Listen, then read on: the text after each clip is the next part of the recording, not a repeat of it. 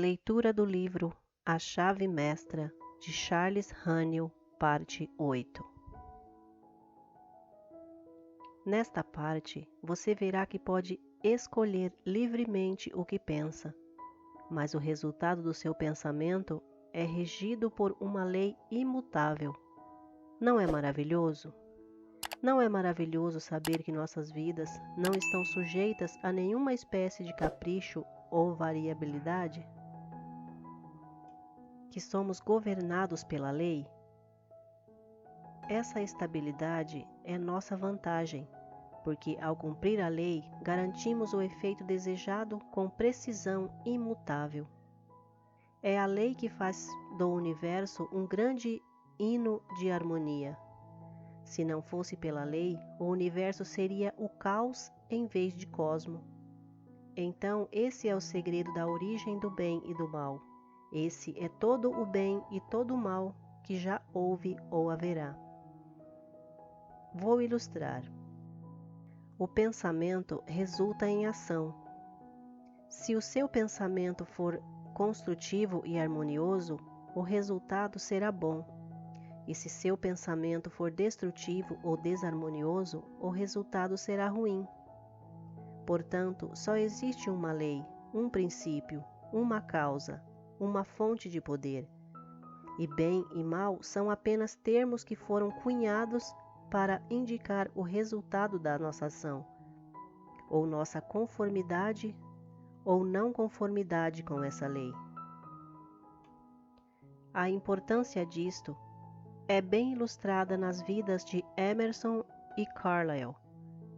Emerson amava o bem e sua vida era uma sinfonia de paz e harmonia, enquanto Carlyle odiava o mal e sua vida era uma perpétua dissonância e desarmonia.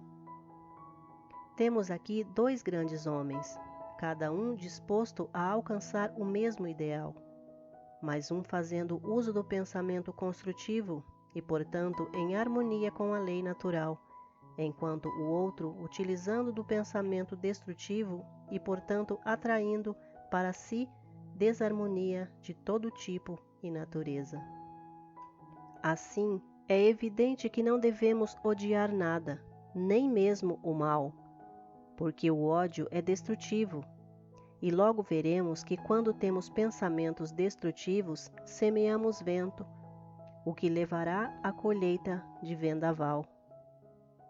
O pensamento contém um princípio vital, porque é o princípio criativo do universo, e devido à sua natureza, atrairá outros pensamentos similares. Como o único propósito da vida é o crescimento, todos os princípios que servem de base para a existência devem contribuir com tal fim. Portanto, o pensamento assume a forma e a lei do crescimento acaba por fazê-lo se manifestar. Você pode escolher livremente o que pensa, mas o resultado do seu pensamento é regido por uma lei imutável. Toda linha de pensamento constante não pode deixar de produzir seu resultado no caráter, na saúde e nas circunstâncias do indivíduo. Por isso, os métodos que nos permitem substituir hábitos de pensamentos que sabemos só geram efeitos indesejáveis por aqueles de pensamentos construtivos são de suma importância.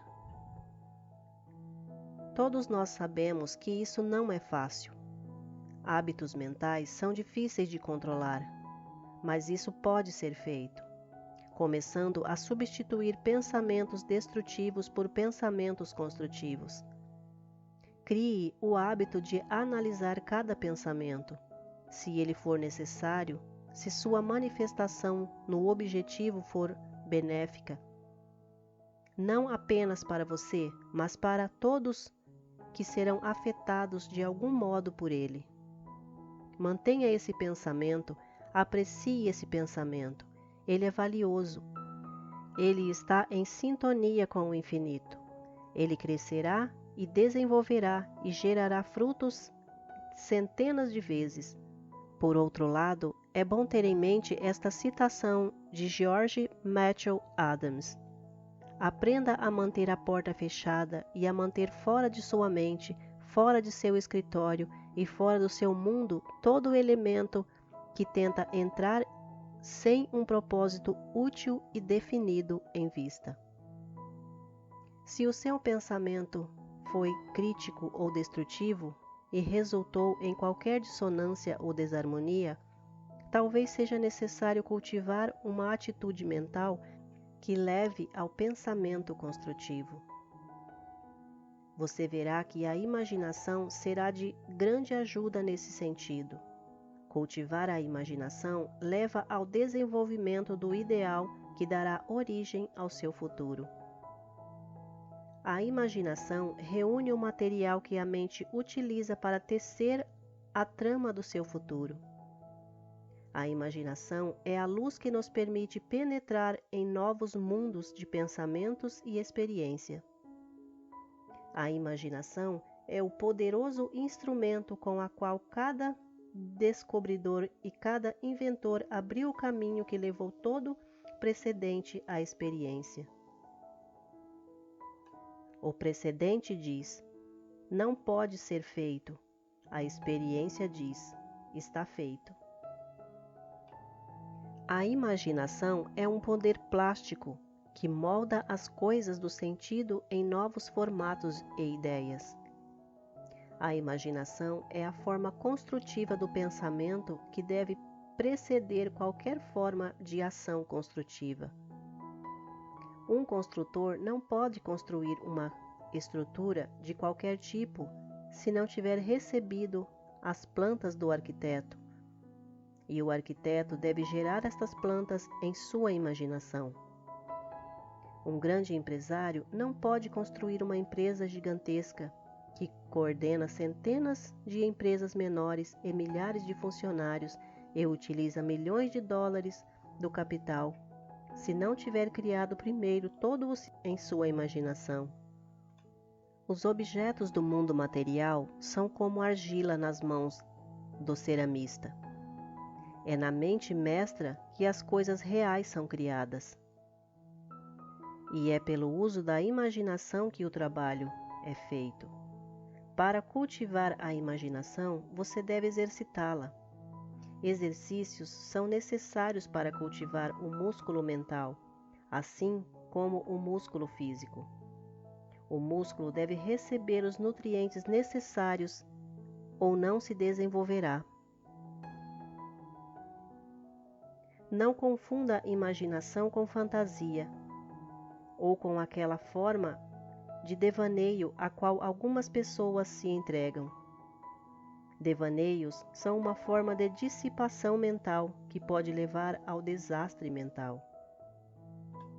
Imaginação construtiva significa trabalho mental, o que alguns consideram o tipo mais árduo de trabalho, mas ainda assim leva aos melhores resultados, pois todas as boas coisas da vida vêm até aqueles capazes de pensar, imaginar e transformar sonhos em realidade.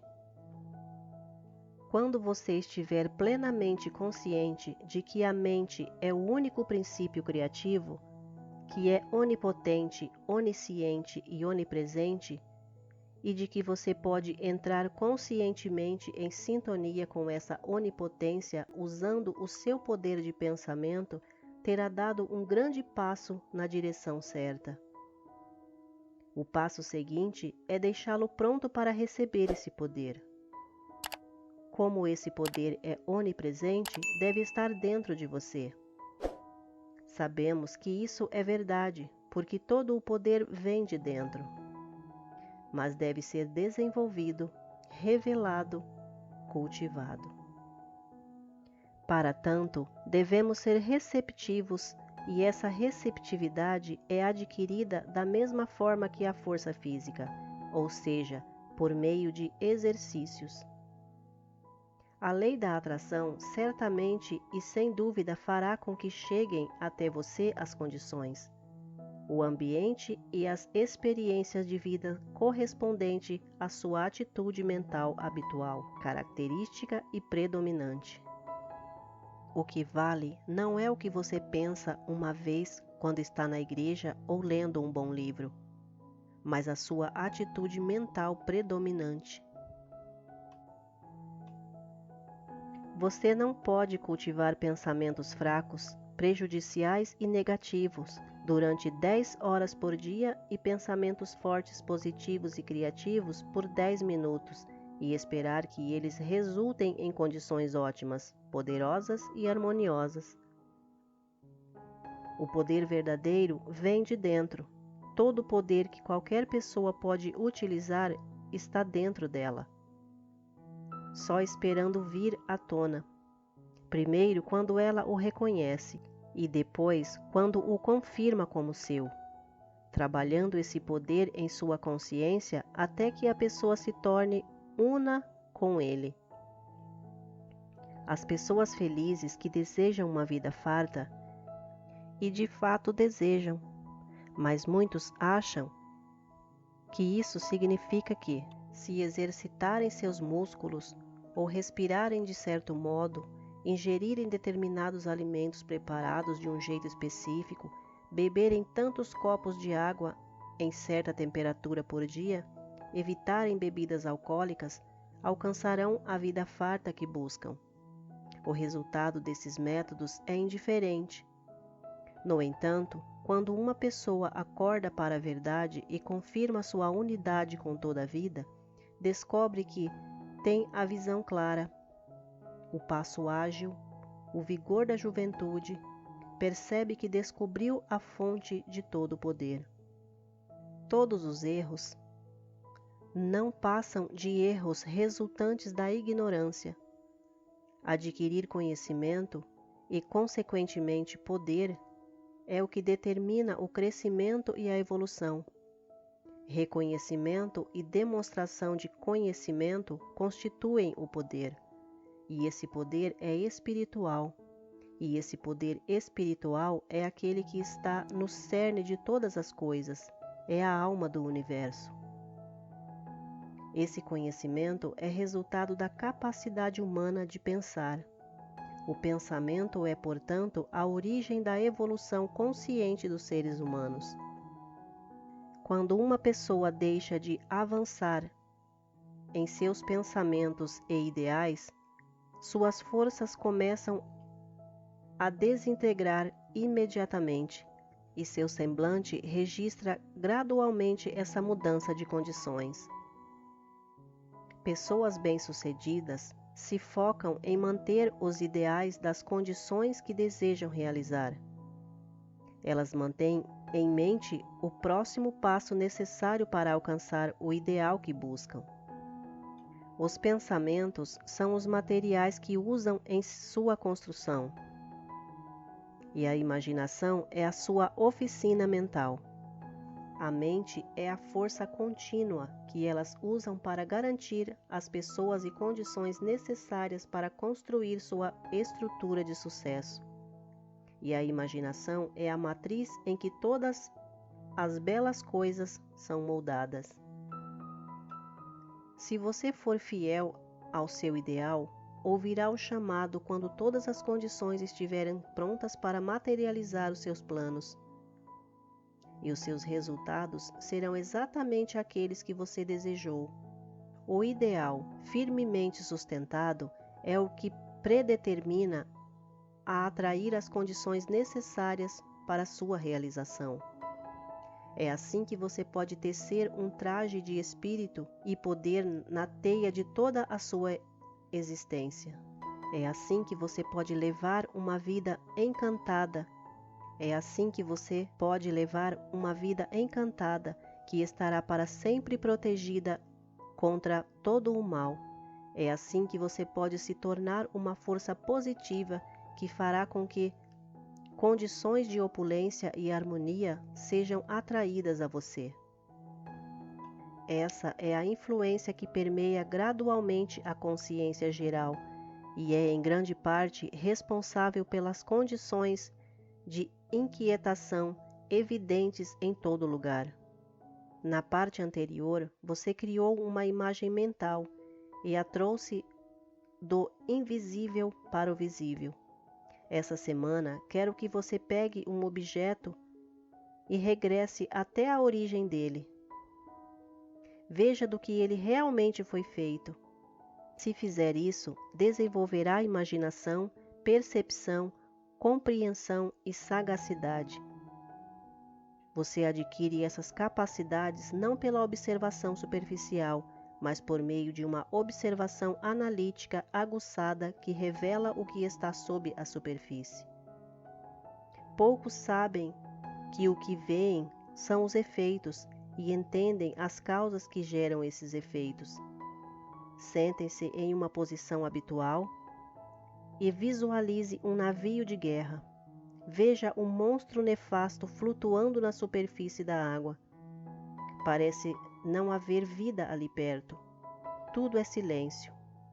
Você sabe que a maior parte do navio está sob a água, fora da vista. Você sabe que o navio é tão grande e pesado quanto um arranha-céu de 20 andares.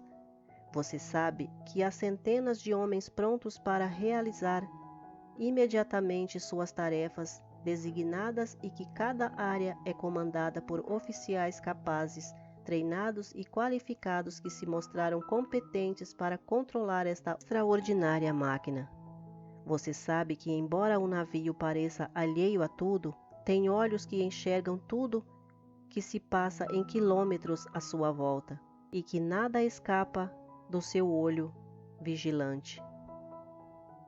Sabe também que, embora ele pareça calmo, submisso e inocente, está preparado para lançar um projétil de aço de milhares de quilos contra o inimigo, que se encontre a quilômetro de distância.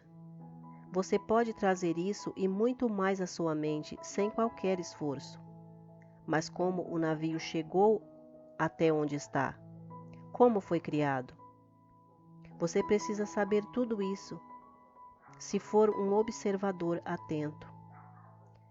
Siga as grandes placas de aço na fundição. Veja os milhares de homens que trabalham em sua fabricação.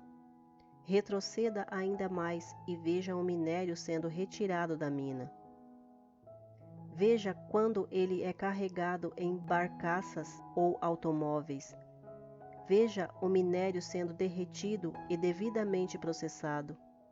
Retroceda mais e veja os engenheiros que projetaram o navio. Desde que seu pensamento o leve ainda mais longe para determinar por que eles projetaram o navio. Você verá que já retrocedeu tanto que o navio é algo intangível, não existe mais. E agora não passa de um pensamento no cérebro do projetista. Mas de onde veio a ordem para projetar o navio? Provavelmente do secretário de Defesa. Mas é possível que esse navio já era planejado antes que se pensasse em guerra e antes que o Congresso aprovasse uma lei destinando recursos para o tal projeto. Possivelmente houve oposição e discussão contra ou a favor da lei. Quem os congressistas representam? Eles representam você e eu. Então, nossa linha de pensamento começa com um navio de guerra e termina conosco. E, em última análise, vemos que nosso próprio pensamento é responsável por essa e muitas outras coisas, nas quais raramente pensamos. E um pouco de reflexão nos levará ao fato mais importante de todos. Se alguém não tivesse descoberto a lei que permite a essa enorme massa de aço flutuar na superfície da água em vez de afundar imediatamente, o navio jamais existiria. Essa lei diz que a gravidade específica de qualquer substância é o peso de qualquer volume dessa substância comparado com o igual volume de água. A descoberta dessa lei revolucionou todo tipo de viagem, comércio e guerra no mar e tornou possível a existência de navios de guerra, porta-aviões, navios e cruzeiros. Você achará exercícios desse tipo inestimáveis. Quando o pensamento é treinado para enxergar o que está sob a superfície, tudo ganha novo aspecto. O insignificante passa a ser significativo. O desinteressante passa a despertar interesse. As coisas que achávamos que não tinham importância passam a ser vistas como as únicas coisas realmente cruciais na existência. A leitura continua no próximo áudio.